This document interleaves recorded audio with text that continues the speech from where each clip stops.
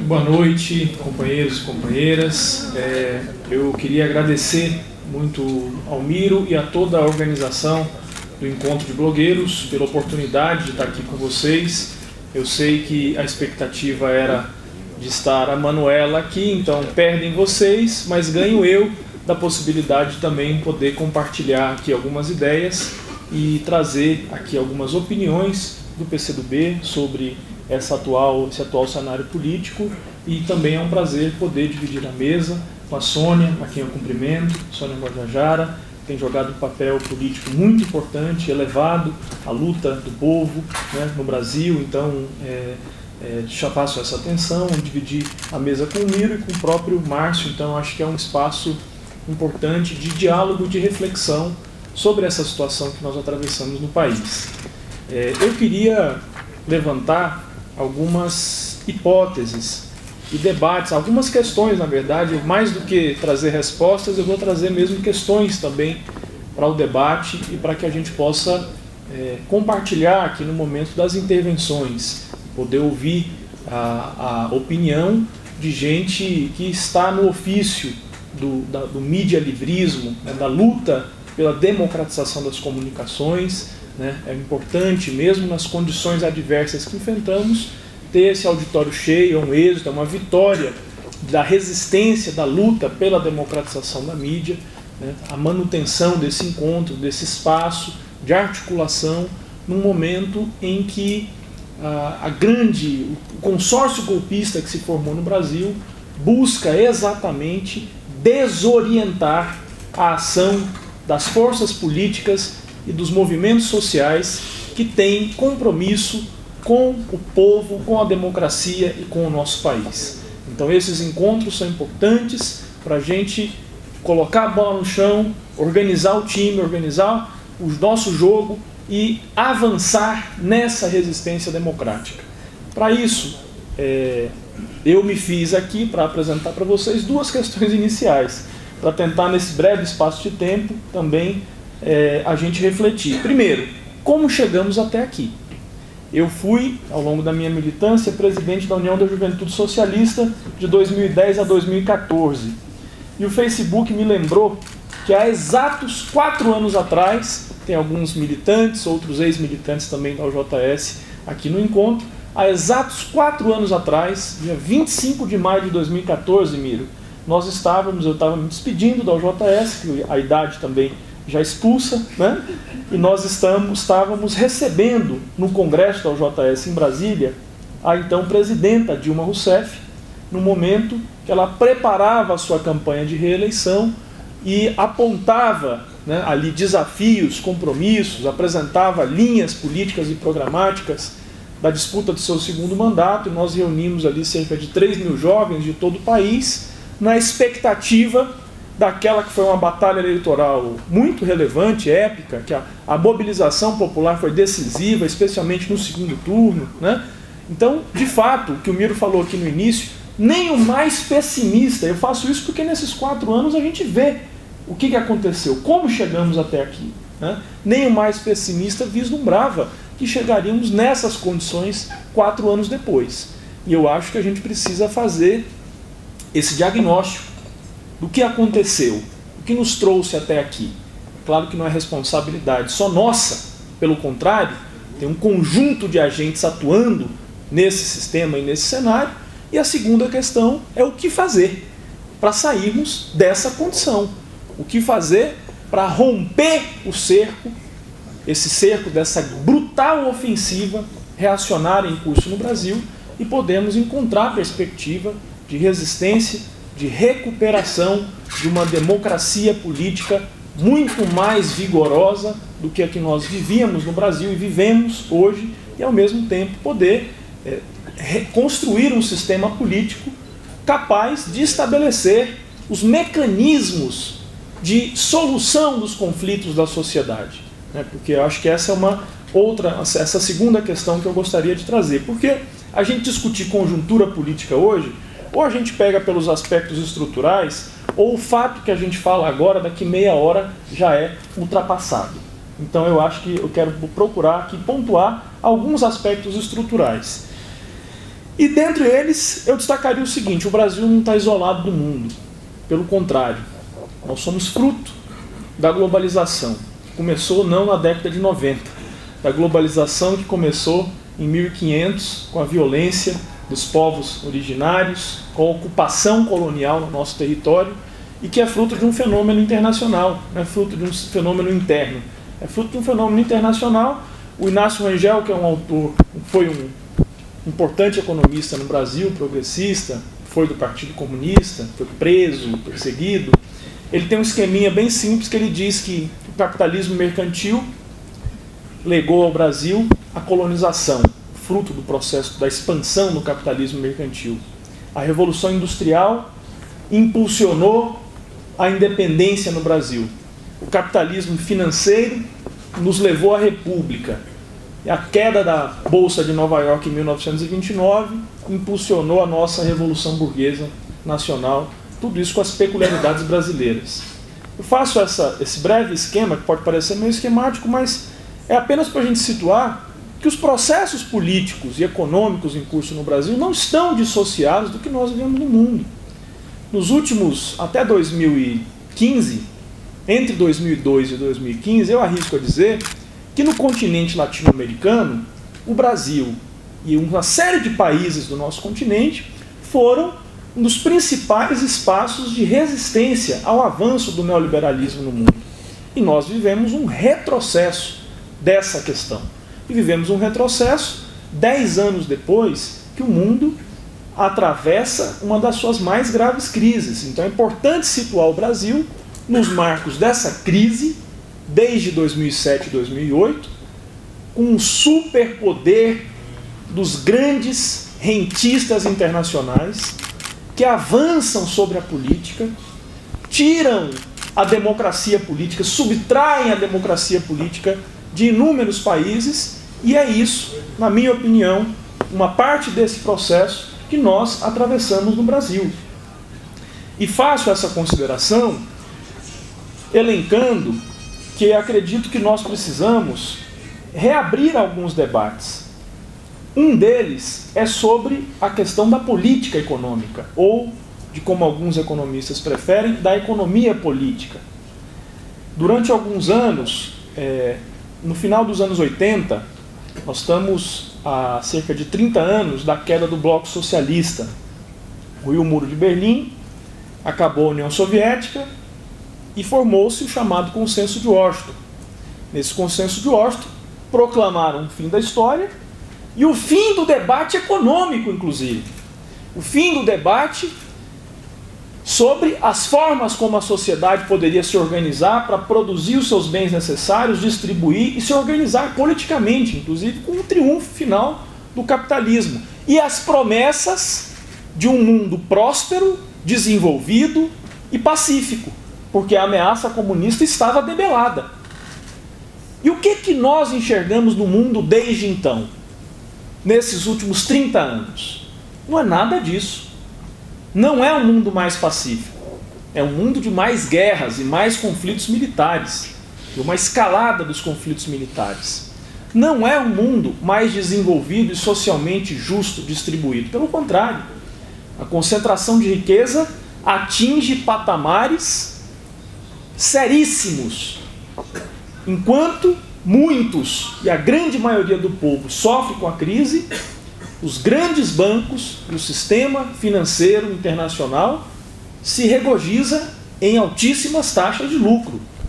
E, ao mesmo tempo, o debate político, portanto, e da política econômica precisa ser reaberto, porque se os neoliberais não conseguiram produzir nesse intervalo, Márcio, uma sociedade tão privatizada, tão entregue aos interesses do mercado como gostariam, mas eles conseguiram introjetar e conseguiram alcançar uma hegemonia no debate político espantosa, que mesmo economistas do nosso campo, mesmo gente comprometida com o Brasil e com o desenvolvimento do país para promover distribuição de renda e qualidade de vida para o povo brasileiro, abrem mão de fazer a crítica à economia política neoliberal e se enquadram nesses patamares medíocres e que levam a cada vez mais a agravar as condições de vida do povo.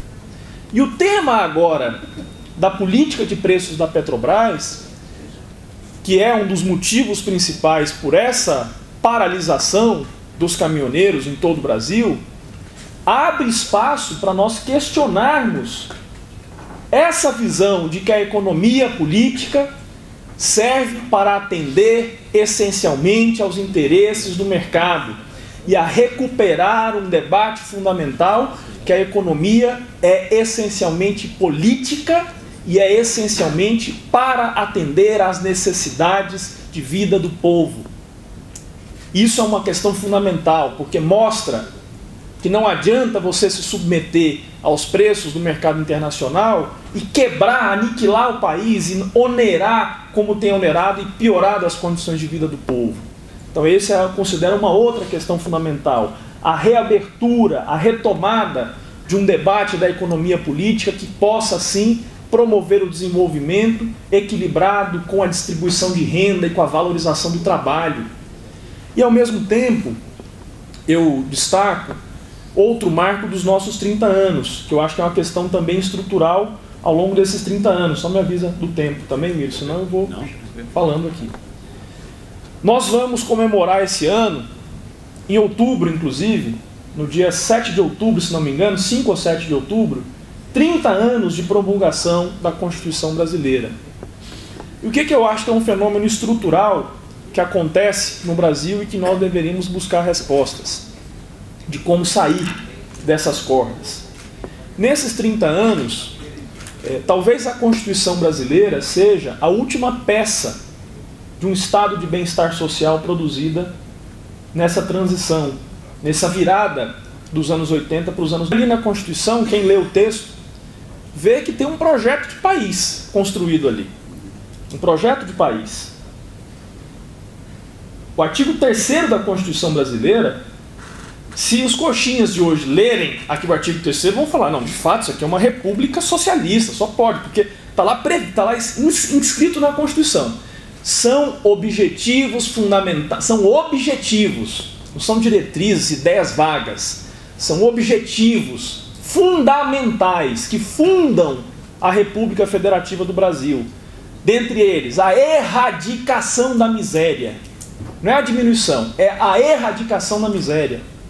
A redução das desigualdades sociais e regionais. A garantia ao desenvolvimento nacional. A valorização do trabalho. A promoção de um sistema de saúde pública universal. A garantia, a previdência social.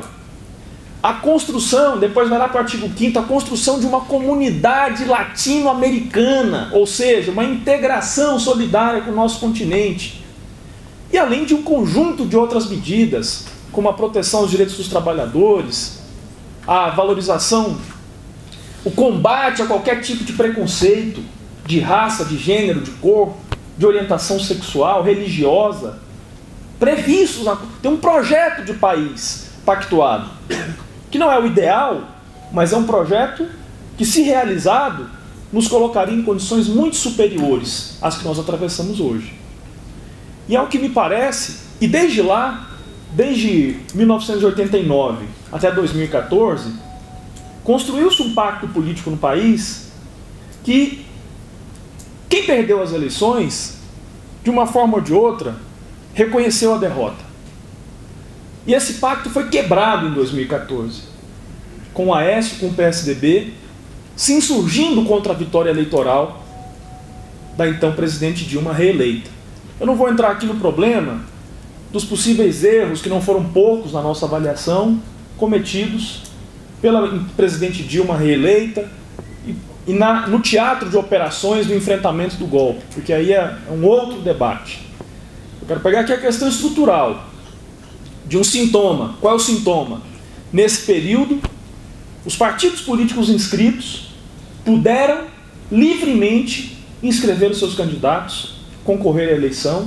Eu diria mais, que o termômetro principal, o principal indicador desse índice de democracia política no Brasil é a participação ou não do ex-presidente Lula na cédula presidencial. E o que nós observamos, portanto? Lula participou da eleição em 89, perdeu e reconheceu a derrota. Perdeu em 94 e reconheceu a derrota. Perdeu em 98 e reconheceu a derrota. Ganhou a eleição em 2002 e o Fernando Henrique reconheceu a vitória e entregou a faixa presidencial para o Lula. Agora, o que está posto? Teve que assinar um papel antes de entregar, né? Com certeza. Eu acho que isso aí é um conjunto de problemas que nós temos que enfrentar. Mas, objetivamente, hoje, nas condições que estão colocadas hoje, a não participação do Lula livremente nas eleições não é um problema do direito do Lula de concorrer. É um problema do direito do povo brasileiro de escolher livremente as suas opções. E o que eu quero colocar em debate aqui em questão é isso. É que nesse avanço dessa ofensiva restauradora, neoliberal, implacável no Brasil, de desmonte do Estado Nacional, de ataque aos direitos sociais, é também atacado o mínimo de soberania política que nós conquistamos a duras penas. E é isso que nós devemos denunciar. E ao mesmo tempo, eu ouvi vários aqui falando de caos. Tem uma autora bem interessante, uma jornalista, Naomi Klein, que fala da doutrina do choque, o capitalismo do caos. Eu acho que ela teria um terreno vasto para analisar no Brasil, porque é isso mesmo. Em 2 anos você produziu um caos no país para aplicar um conjunto de medidas que numa situação anterior seriam impensáveis, para desorientar politicamente as forças políticas que querem atuar e querem recuperar esse país e que, de forma lamentável, por vezes produzem atitudes sectárias dentro do nosso campo.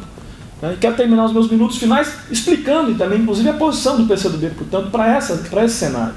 Observando que nós temos uma batalha fundamental e decisiva se avizinhando, que é a luta, primeiro, vou colocar nesses termos, a luta por realizarmos eleições livres e democráticas em outubro de 2018.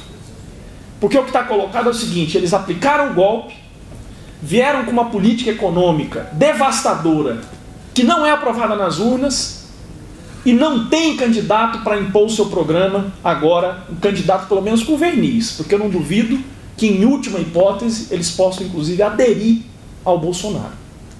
Porque não tem conseguido viabilizar ninguém que tope encarar essa parada. E do nosso lado, é fundamental a gente conseguir construir pontes, conseguir, e aí nesse sentido tem um avanço importante, que eu acho que é o papel que as fundações, os partidos, PCdoB, PT, PDT, PSD e PSOL têm jogado. Conseguiram se reunir, esses partidos lançaram um manifesto com bases programáticas para tirar o Brasil da crise. Esse é um primeiro passo fundamental para a construção dessa unidade. Um passo decisivo, porque estabelece relações de confiança e de respeito mútuo, que preservam as diferenças, mas que colocam em primeiro plano pontos comuns para tirar o Brasil dessa ofensiva reacionária, que partem dessa constatação, que nós vivemos tempos de grandes incertezas e de graves ameaças. E isso exige de nós uma capacidade elevada de construir a unidade. E nesse sentido, a pré-candidatura da Manuela, ela serve a esse debate. Ela serve primeiro para o PCdoB ter um instrumento de diálogo com as forças políticas e sociais, com a sociedade, para apresentar suas ideias. E, ao mesmo tempo, para legitimamente disputar esse espaço político, e não será nenhum obstáculo para a construção de uma ampla unidade necessária para tirar o Brasil da crise, ou no primeiro ou no segundo turno, mas conscientes de que nós precisamos construir uma plataforma política, um projeto de país, que leve em conta a nossa experiência recente, desse ciclo de 13, 14 anos, os erros e os acertos, e reconheça mais uma vez o papel deletério dessa grande elite nacional que hoje, o núcleo do consórcio golpista, reunido nos grandes veículos de comunicação, no aparato do Poder Judiciário, que tentam sequestrar o que restou de democracia política no Brasil para impor um programa antipopular, antinacional e antidemocrático. Eu acho que essa é um pouco a constatação de como eu procurei aqui, portanto, também colocar pontuações de como nós chegamos até aqui e, ao mesmo tempo, buscando o que fazer diante dessa situação. Eu acho que a mídia democrática tem um papel decisivo para enfrentar esse monopólio. As fake news, não é só que elas são fake news, não é só que são mentiras sendo contadas. Isso sempre existiu. É que elas deturpam, incendeiam de forma irresponsável o jogo político, desequilibram a balança na comunicação social e, portanto, os blogueiros, os medialivristas, a militância da mídia democrática tem um papel essencial, porque essa trincheira é uma trincheira fundamental nesse caminho e nessa luta para retirar o Brasil da crise e para a gente retomar o nosso caminho de democracia e de desenvolvimento e da possibilidade de fazer desse país um país mais justo para o povo que aqui vive. Estou falando aqui de Portugal. Quero desejar a vocês todos e todas um bom encontro, um beijo grande para o Miro, para a Daniele, para o Felipe, enfim, todo mundo aí, que estejam bem e que seja um encontro produtivo. Eu praticamente participei de todos os encontros. Eu acho que é fundamental a gente estar discutindo um momento tão delicado com esse, a gente discutir a democratização da comunicação. Acho que é fundamental. Então, um alô para vocês, um beijo grande, contem comigo, tamo junto e Lula livre. É isso aí.